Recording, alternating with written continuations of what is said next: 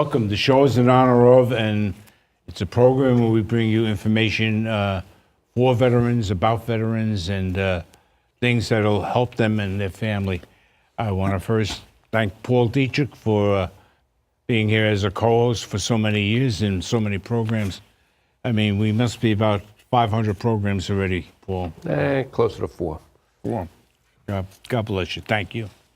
And I'd like to Andy Mealy, a very, very good friend, does a lot of programming down here. And just as an aside, I watched a program with Andy, and they talked about baseball with a bunch of old timers. And let me tell you something. I watched that same program 3 times. I enjoyed it so much. You're doing great programming with that. Good, thank you. Yeah, it's a lot of fun. And we just did a program a few minutes ago with Jay Lawrence, and he opted to sit in and listen to our discussions here about what happens to Vietnam veterans and after the war and after everything that has gone on. So I'd like to welcome Rich Franceshini, right. Marty Forrester, Sal Mazza. Sal Mazza, Peter Nigido. and Peter Nigido. Guys, thank you for coming back. Okay. And whoever didn't come back with the group, they're punished. They can't, they're not allowed in there anymore. Rich, let's talk with you first. Tell us a little bit about the group. Well, let me preempt that a little bit. 4 of these gentlemen worked together in the post office for God knows how many years, okay? 4 of these gentlemen were all Vietnam vets, and they didn't know that each other was a Vietnam vet. And how did that come to light, that when you found out that, hey, you were Nam, you were not, you know, how did that come about? It was shocking because we worked side by side, most of us, in the same post office. We never brought it up. It was kind of like the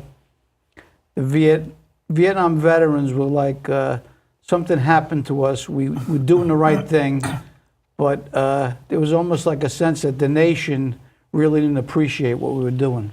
Well, that's the truth. Yeah. That's the absolute truth. I mean, we all came home from serving our time, and we were treated like garbage when we got here. I mean, many a Vietnam vet that I've interviewed over the years, and Paul has interviewed, will tell the story how about you were actually spit on. Yeah. You know, if you came home in uniform, you were spit on and you were cursed at, and you were a baby killer, and you know, it was horrible. It was truly horrible. And I know they're doing their best to make up for that, but in my opinion, they could never make up for what they've done to us. It's true. So, We kept everything inside of us. That's why I think Exactly. that we never really talked to one another about it or anything like that. It was all kept inside, and it built up through the years, you know. All of us had a different experience, and some of it, most of it still remains upstairs, and we never really get rid of it. So it's kind of like we talk to one another, and it helps. It really does help. Okay. That we know that, you know, our fellows, we all went through something very similar, you know. How did it come to light, Marty? I can't remember the specific instances, but after so many years and everything, we realized that we had, you know, served in the war. When I worked in the main post office, I think after working with Sal for like 2 or 3 years, we found out that, you know, we were both veterans and stuff. I never knew about Pete. I worked with Pete and never knew about Pete. And then I worked with Richie, and in fact, Richie used to deliver mail to my house, and after a while we got to talk and found he was in the Navy and everything, you know, and it just, you know, slowly, but, you know, by accident, we did realize that, you know, we all shared this common experience, that we were all Vietnam veterans, you know. Even I got a kick out of with Sal, because Sal was with the AmeriCal Division, and where I was in Vietnam was right north of Chu Lai, where he was, a place called Tam Key, and, you know, we interacted with the AmeriCal Division. The advisors in my group were all from the AmeriCal Division. So, you know, it's a small world, a small war, you know. You get to realize that, you know, you had walked the same ground together, and, you know, 12,000 miles away. It's interesting, you know, to find these things out, you know. But And then you started meeting, and Well, Andy, how do you come into the picture now? Well, I write for the Advance and Of Memories course, yeah. column, and I always manage to get 2 or 3 items each year about veterans.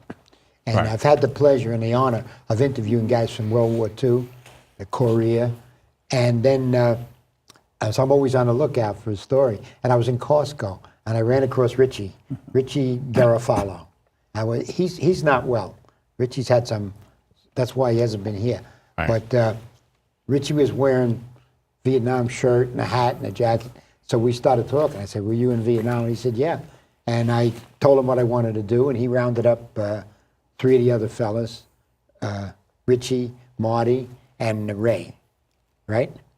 Ray, yeah. Yeah, Ray took Bossie's place. Bossie Monteza was supposed to be there, but Bossie passed away. That's right. He passed away a passed month away, before we did yeah. the interview. Ray was a good replacement, though. So I interviewed the 4 of them, and we wrote an article about it, and we became friends. They've been good enough to invite me to their little coffee clutches and their breakfast and whatever they do, Yeah. and it's been really good. So that's how that came about. Good thing. And you kept it going with Yeah. these articles in the paper. and Yeah, everything. I keep writing about them. Kind of made us famous. Who Right. gets an article in the paper? Yeah. I mean, think about In it. fact, they wanted to sing and dance today, but I People kept that you owed quiet. money found you, though. It's true. Marty, it is. about that money that you borrowed in 1971. Yeah, yeah, and all the interest, you know? Yeah. I'll leave it to you in my will. Oh, that's very good. Paul, do you have anything you want to ask them specifically? Does it help at this point to have friends with the others? Yes. Because what I've seen is that now many of the organizations are more welcoming than they were in the past. And I can tell you that I've heard stories of the Legion and the Veterans of Foreign Wars that did not welcome Vietnam veterans. They didn't even welcome the Korean vets at first. At first, yes. And partially that was because those organizations at the time were World War II centric. Right. Yeah. And those people, those members had an opinion of themselves, whether or not justified, that anything that was after that was not really a war or whatever. But I think they're more welcoming now, at least the ones I've been in. And in fact, the largest percentage of veterans in both of those organizations now are Vietnam They're veterans. all gone, so they have to be replaced by Vietnam veterans. Yes. Yeah. But in any case, I thought I turned it off. But it's understandable that they would feel like that they participated in a much greater conflict. When you think about, you can't compare like Vietnam to World War II. It was a global war. But guys that were killed in Vietnam They were were still killed the killed. same way guys were killed in World War II. yeah. And Guys that were wounded. And the blood they bleed is the same We suffered color. the same stress under combat, the same Exactly. things. When you're sitting and you're being shelled at mortars and everything, it's the same thing. No matter if it took place in Vietnam or the battlefields of France or even like in Okinawa. So, it's still the same, But when World War II ended, those were heroes. They were heroes. They came back in, and they deservedly They were were heroes. heroes. And But we were heroes too. Exactly. We were heroes too that we never got it. But you weren't treated that way. I tell people when they say there was the greatest generation, you know what? We are the second greatest generation. Because we are the children of those. My father was a World War II Me too. veteran. Me too. Yeah. So same we are here. the children of those heroes. So I consider the conflict that we took part in, that nobody even wanted to be there, nobody supported, but yet we still did our job, and we served with honor, and we served. I think that, we're heroes too. We did If what I'm was beating my asked own of chest, us. yeah, I think I have a right to, yeah. You most certainly do. I and couldn't walk a agree mile in more. my shoes, do what I did before you look at me and say, hey, guy, Yeah. What was the hardest thing to deal with coming back to Vietnam? What was your guys' biggest challenge that you guys had coming here? I know the support wasn't there or anything, but what was your guys' biggest You're adjustment? talking about when they came home from Vietnam? Yes. Well, could they score 4 of them, gentlemen, a question? Yeah, So I you- just thought that, like today, they have things, hire a vet. There was nothing like that when we returned. Since I was in the Navy I did 3 cruises to Vietnam. I went down to Staten Island Ferry and thought maybe I could get a job. And I asked them for an application. They wouldn't even give me an application. I told them the story, and it was like the jobs weren't really available. That's why most of us wound up with the post office, because it was a walk-in test, and you know, there was no support for us coming home, and it just it kind of like never happened for us, you know. Yeah. Never really happened. And you're right. You're absolutely right. Marty, how about you? Coming home, at one point I think coming home felt like it was kind of unreal. Because like when we were away, we were really detached from the world, we used to call it. You know, we didn't have TV, iPhones, or computers to stay in touch with family and friends back home. All we really had was like Stars and Stripes to tell us what was going on. So when we were deployed far away, we felt like we were on the other side of the world, right? I mean, we didn't know or keep up on anything that was happening at home. So when we came home, it was like, the place is still here. The old neighborhood still looks good. I remember the first thing I did is I went and I got some pizza. I said, you know, I couldn't wait to get a slice of pizza, you know, and because the food, most of the food was sea rations or powdered or processed foods. And just to be able to come home and eat something normal was, you know, quite a thrill, you know. Sal? Well, I enlisted in '68, and in '69 I went to Vietnam. I got back in 1970, but I still had 3 years of service to do yet. I was still in the Army because I signed up for 4 years. So I really never got a chance to get home. I was bounced around from Fort Dix to Fort Meade, Maryland, Fort Bragg, North Carolina, and I wind up with Fort Riley with the Big Red One. So, I mean, after '72, I came home. I come home on leave, but all that other time I just spent in the service. You know, I was thinking about re-enlisting, and I was this close. The guy said he'd give me 6 years, $20,000 cash. I'd have to go back to Vietnam. And I said no. I don't think so. I said I think I made it once, and I don't think I'd make it a second time. How about you, Pete? Well, yeah, when I came home, it was I'm the only one that got drafted here, you know, in 1969, and then I went over to Vietnam, and I was there for 11 months and 21 days, and I came back, and I actually still had the job that I left. I used to work at Nassau Smelting. Everybody remembers that place. Right. And I went back there. It's like nothing. You know, like I never left. You know, nobody asked me. Nobody said anything. Like, where were you for the last 2 years? You know, Nobody you cared. know, Nobody cared. and you didn't say nothing. You know, you didn't say nothing. And, my father was a World War II veteran too. You know, and we never talked about it. You know, me and my father. You know, and he was quiet. I was quiet, and. But actually, like I said the last time, you know, he actually kept my draft notice. And when he passed away, I got it, and still had the token on it. Wow. You know, and you know, when I seen that, I said, "Wow, you know." He brought that to group once. He showed us. he really I saw cared. it. He really cared.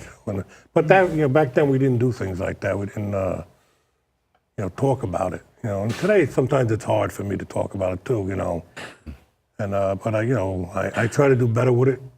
You know, and. My life is better, you know, when I go there again, in a heartbeat. You know, I have a problem going back, you know, because I loved it. I hate to say that, but I loved it, you know.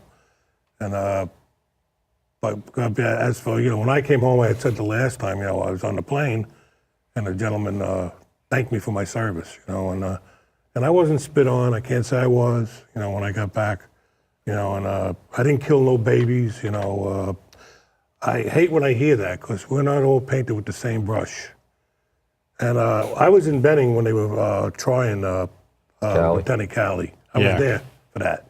You know, my last 6 months I spent in Benning. And I used to go to his trial every day, and I used to salute him when he came out because I know it was a big sham.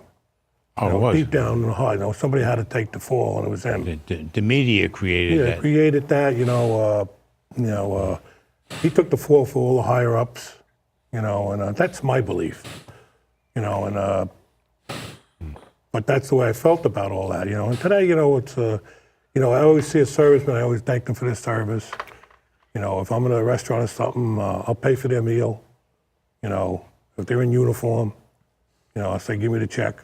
you know, and don't tell them where it came It's a from. nice thing. It's very You nice. know, but that's what I do to give back, to, you know, let them know that, you know, we appreciate that. You know, and I want to welcome you home, because I don't know if anybody told you yet today, Thank but you. welcome home, you know, and Yeah, he's only out 2 days now, Oh. 3 days. You know, I'd like The to first say of this also month. is that we weren't even welcomed home by our friends, you know? You're right. And like when I come home, all my friends, whether they went here or there, they didn't say, you know, let's go out for a hamburger or a slice of pizza. It was like, you know, you were away for 3 years and that was it, you know, and their life went on. And now we're trying to get our life to get on. Sometimes it's almost like people that are in prison and they get out, they don't know what to do. That's the way I felt it. I don't know what to do. Where am I going to go? What's going to happen to me now? And you feel like you lost some time. You lost 3 years. You almost had to restart all over again, You have to rebuild start. it. Yes. Yeah, we, Paul, did you find guys returning from being deployed had similar problems? Really, no. There were isolated incidences of people who were really not welcoming, but for the most case, I found civilians. I found people. For example, when I came back on leave, and leave was always a trying time. I came home to my daughter's wedding. Yeah. Now you're traveling. It took 5 days to get back from Iraq. That was the average time frame. So for 5 days, you're living in a uniform. It ain't too pretty after coming out of 120-degree heat. But you went through the airport, and people were applauding. And you guys missed that. yeah, we didn't get that, no. Yeah. No. I was 3 days out of the bush when I came home. You know, they just told me I was going home, and Yep. I came back to California in the same uniform that I was in for 60 days. Oh, yeah. You know, and I was ripe. You were know, ripe.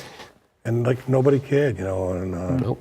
and they gave me, like I said the last I noticed they didn't come too close when I Yeah. was walking through the It's just, airport, but they did applaud. time. You know, you Imagine said that. 60 compared to 5. You know, Yeah. it was you know, I was in the infantry, and you know, I was in the jungle most of my tour, and I was right, but you know what? It was like Marty and they were saying, you know, nobody really cared. You know, like what Richie said, you know, nobody said, yeah, come on, let's go out. Yeah, let's go down to Fort and buy cigarettes, you know, or let's go down and buy beer, you know, because you had the card. You know, that was right, it, you know, and you went on with your life. Or you started a new life. Yeah. Yep. You know, everything was different. Everybody was there, everybody did it. It wasn't that big of a deal, I guess, at the time. I want to say one thing. When I got home, I still had 3 years left to go, but on my block, they threw a big party for me. Wow. They had the American flag across the thing. That's awesome. And I grew up in South Beach, and I tell you, champagne flowed that night. I mean, everybody got drunk. But in my mind, I still had another 3 years to go. I wasn't home. I still had time to do. Let me ask Andy. Now, at that point, when these guys are coming home, you're a civilian already. You're finished with your military. What was your perspective? What did you see with the guys coming home? Well, I saw all the things that they're saying. I thought it was terrible. I didn't exactly understand why, because my thinking was that if you're at war, you're at war. I mean, regardless of what the political connotations are, whether it's a good idea or a bad idea, the guys that are fighting are representing the country. Without them, you'd have those clowns that went to Canada and all that, which I think they should have stayed there. Exactly. But no, that was my feeling. In fact, one of my questions now, the way they're loaded, you watch the ball game, they'll have seventh inning at least at Yankee Stadium, I think they do. Yeah, Yes. they do Bring a all- veteran all- out and yeah. all that. I'm curious to know what changed. Why did it change? The media still stinks. Yeah. So what was it that why did the civilian population become so enamored with our veterans, including Vietnam? Was it 9/11? or- First Gulf War. yeah. I think it started with the first Gulf War. And then 9/11 kind of like just, I guess they Solidified realized, it? Yeah, 9/11. I guess they realized how valuable the military is to the country. Where would we be without a good, strong military? So. You know, after 9/11, they realized they needed us. They needed the military. Yeah, because first call Maybe for was not, pretty not quick. necessarily us because we were out by that time, but Yeah. But it is a nice feeling when people do thank you for your service. And I was telling Richie a story about at Shea when I went to MetLife Stadium this past when the Giants were playing the Jets preseason. Richie Garofalo Right. took me as tickets, and outside the stadium, Greg Buttle always does a show. right. And he's big for the vets. He's great. Yeah. 2 years ago, at Veterans Day, he came off the stage and he came down to me and Richie and another guy, put his arm around me, was talking, shaking our hands, and other people were coming to talk to me. He was like, shooing them away because he wanted to spend time with us. And it was really great. He says, you guys are my heroes. I really, appreciate the vets. He autographed my jersey. And he did it again this past week. He came down off the stage when he saw us and he's shaking our hands again, autographed the jersey. And it was really nice, And it's nice that people appreciate us today. It's a good feeling. It's never too late, I guess, It's never too late to do the right thing. You're right. You know, You're absolutely and, right. So many places offer nice military discounts for us on certain things, and it's nice, Pillows. The funny thing is, that most vets aren't even aware of these discounts that they're offered. So many And, things that we're not aware of. You find out all the time, like, hey, they give military discounts or certain privileges, and it's Yeah. really great, And that's where the American Legion and the VFW They keep us and informed. the Vietnam vets, they come in handy because you learn a lot from them that you may not have been aware of. Every year, we make a big announcement, usually in the January timeframe. You own property in New York City? Have you put in for your veterans tax exemption? Yes. Because you owe it every year. I find people, I've been back 20 years and I never put in for my veterans tax exemption. These things are out there and you need to take advantage of them. And again, as Ed mentioned, the organizations are one of the ways that you find out about that type of thing. And the Veterans Day, you get 3 free meals. I There you go. only learned about this 2 or 3 years ago. Applebee's. You're slacking. I get 5 a day during that time. Well, hit in 'em all. between, It's you go true, for yeah, donuts yeah, too. you You know, get yeah. I donuts hit in 'em the all. afternoon. Yeah. So The one thing I would like to Lunch, say, dinner, though, few is snacks. I think we're fortunate being on Staten Island. Yeah, Because Staten Island is its own self. It's a whole different time zone than the rest of the city. yeah. I mean, you go into other boroughs and it's like they could care less. On Staten Island, you get an inkling. You see it in the schools, where they have the ceremonies with kids. Everybody go to St. Adalbert's for the. Yes, St. That Adalbert's. has got to be tell you one of the truth, best schools. for First time I went veterans. to St. Adalbert's, I actually cried. Yep. Because they had these little kids come up to you and they say, thank you for your service. They shake your hand, they give you a plaque, and kindergarten, first grade. And they take you by the hand, they lead you into the Auditorium. the one hall, thing- yeah, and me and Victor they went feed last you week, breakfast, last and they one. do a Nice. show. I tell you, you just don't see it in other boroughs. Even our Congressman, Dan Donovan, how Yeah. committed is he to us for the veterans? Some of them in Cusick and the rest of them, they were all Yeah. very veteran-friendly to committed to the veterans. I don't know how it is in other boroughs, but most of our elected officials out here really are committed to the veterans. Absolutely, And it's without a great. doubt. It is a wonderful thing. I went to PS 11 when I was a kid. First, I went to St. Sylvester's, then we moved, and I went to PS 11. And it was a special day for assembly. We wore a white shirt and tie. Right. And we pledged allegiance. And in fact, in those days, they even read from the Bible, Yeah. which today you couldn't even have a Bible in school. forget about it. Well, forget about that, But it was like a special day. And I would hate to see that really, they're trying to take that away from us as a nation, trying to take away the national anthem. And, it's disheartening. They're trying to take away the roots of the establishment of the United States of America. Exactly. And they're trying so hard. The liberals are trying very hard and they're pretty good at what they do because they're very organized. And it's just a shame. I just read the other day, they were just taking so many books out of the schools, books that we grew up with, Huckleberry Finn. I mean, stuff, it's unbelievable what they're doing to it. They want us to just our past not to exist. And that's kind of like what Russia did. They got rid of everything, you know, and it's like, it's almost happening now here in America. And it's very sad. You know, it's sad if you think about it.